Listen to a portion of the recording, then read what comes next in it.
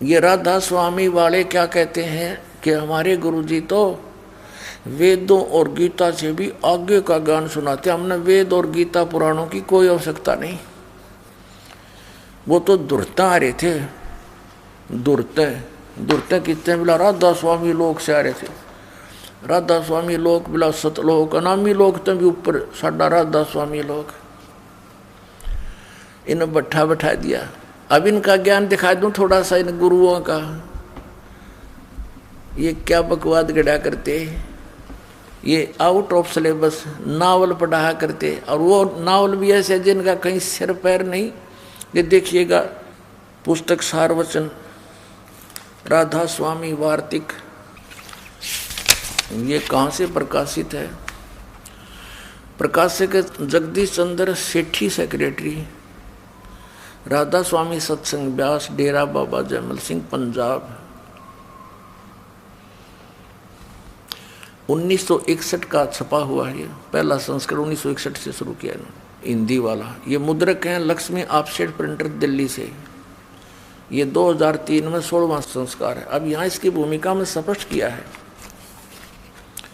इसको पढ़ो ध्यान से।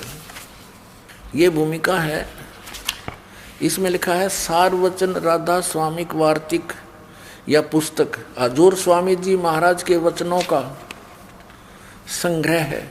ये वचन सत्संगों तथा अन्य चर्चाओं के दौरान सत्संगियों ने नोट किए थे। स्वामी जी महाराज के परम धाम सिधारने के कुछ वर्ष बाद इनका संग्रह करके पुस्तक के रूप में छपवा गया।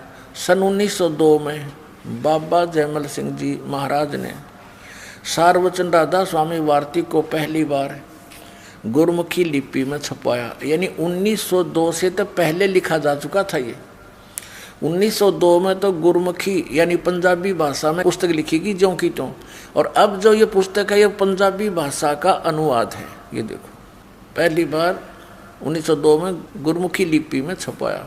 प्रस्तुत पुस्तक उसी प्रथम गुरमुखी संस्करण के अनुसार है और अब इसका हिंदी संस्करण प्रकाशित किया जा रहा है। ये है।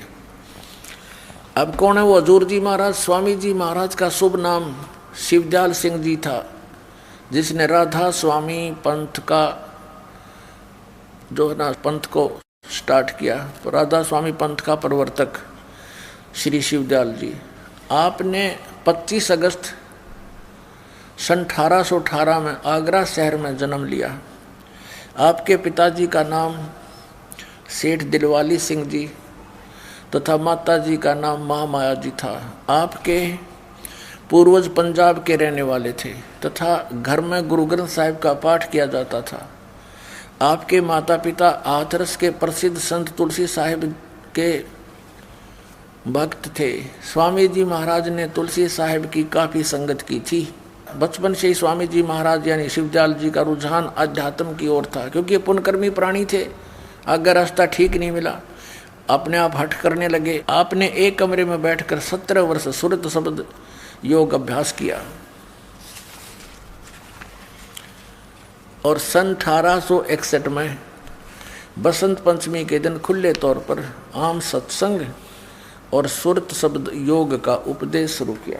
अपने आत्माओं ये बातें विचार करने की है कि सन 1861 तक तो इसने स्वयं हठ योग किया। 17 वर्ष तक 18 वर्ष तक एक बंद कोठे में बैठ के। ये किसी भी संत का विधान नहीं जिनको भगवान मिला। आदरणीय धर्मदास साहिब जी, आदरणीय मुल्कदास साहिब जी ये किसान थे, और आदरणीय धर्मदास साहिब जी ये बिजनेसमैन थे, सेठ थे। आदरणीय दादू साहिब जी ये तेली का काम करते थे। आदरणीय नानक साहिब जी ये पहले नौकरी करते थे, फिर परमात्मा प्राप्ति के बाद प्रचार में लग गए थे। फिर अब किसान थे, अपने घर ही खेती करते थे। फिर 16 वर्ष तक अपने खेतों में काम किया और सतलोक चले गए।